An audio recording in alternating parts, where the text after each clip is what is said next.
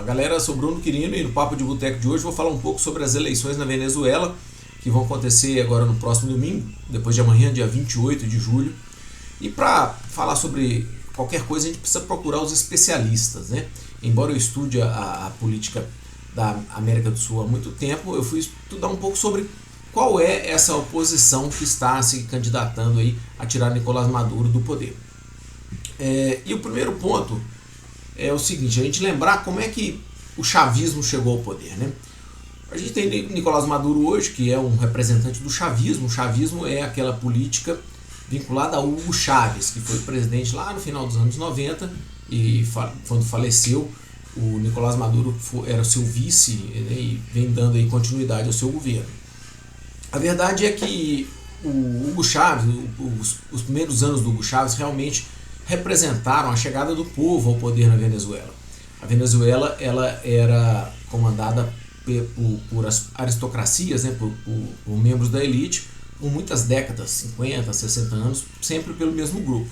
E quando o Chávez chegou ao poder, isso representou uma esperança do povo. E no começo, de fato, houve uma série de avanços sociais, até que o Hugo Chávez começou a iniciar um pouco de autoritarismo, caçou concessões de televisão que lhe eram críticas, e quando o Nicolás Maduro assumiu o poder, a implantação da ditadura por meios, entre aspas, legais, acabou acontecendo.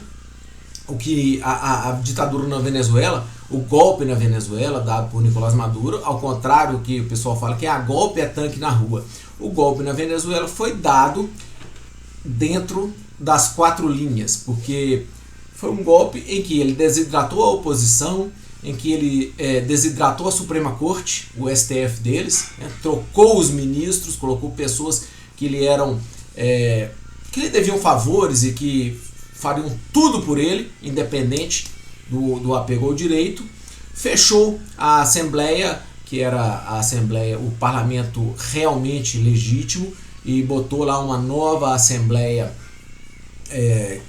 sem candidaturas da oposição, né?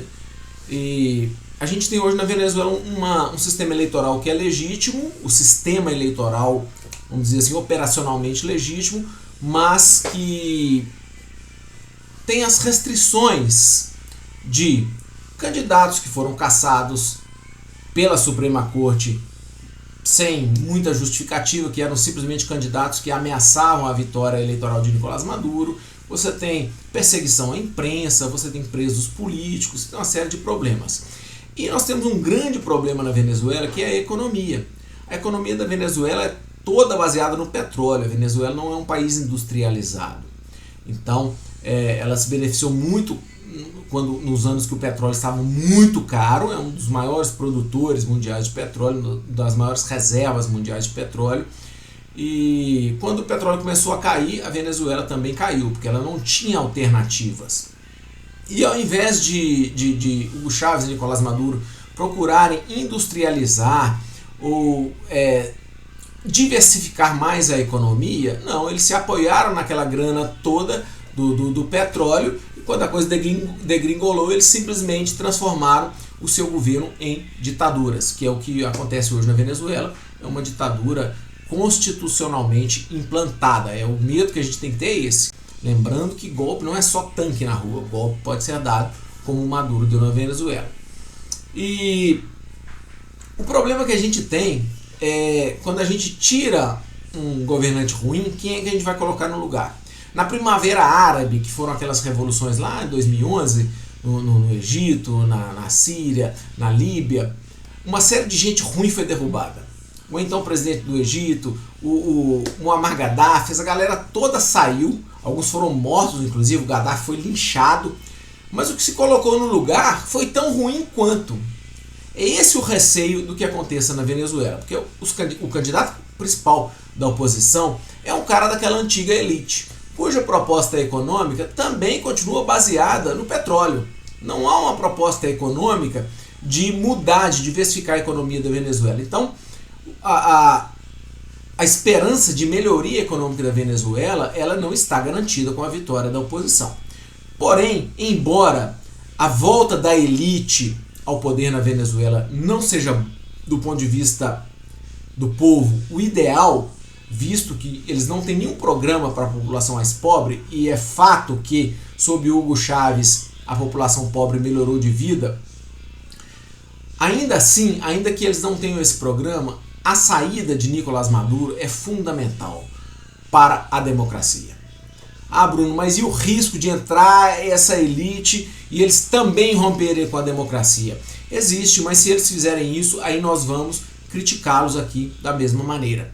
Então o meu ponto é, você pode às vezes tirar uma pessoa ruim, colocar outra tão ruim quanto, como foi feito, por exemplo, no Iraque, né? Saddam Hussein foi destituído do poder pela invasão dos Estados Unidos e os iraquianos não vivem melhor hoje do que viviam na época de Saddam Hussein. Não estou defendendo Saddam Hussein, eu estou dizendo que o que se coloca no lugar às vezes é tão ruim quanto.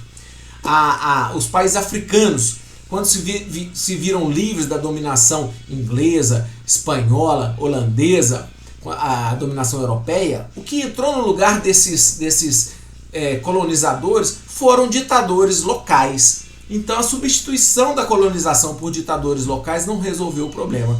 É o que eu temo que aconteça com a Venezuela, mas ainda assim torço muito pela derrota de Nicolás Maduro, porque embora o que venha após ele não seja o ideal, pelo menos é uma esperança de retomada da democracia nesse nosso país vizinho. Papo de Boteco não é conversa fiada.